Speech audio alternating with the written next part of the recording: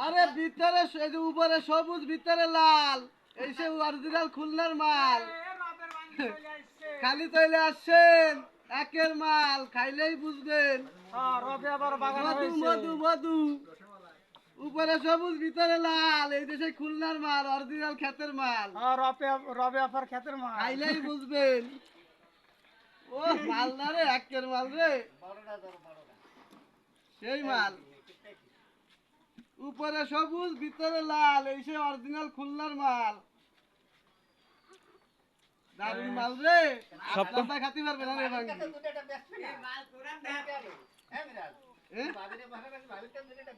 আমি নিবা রে আরে নিয়ে খাই দাও একের মাল উপরে সবুজ ভিতরে লাল মিষ্টি হবে নি মিষ্টি মানে একের মধু মধু মধু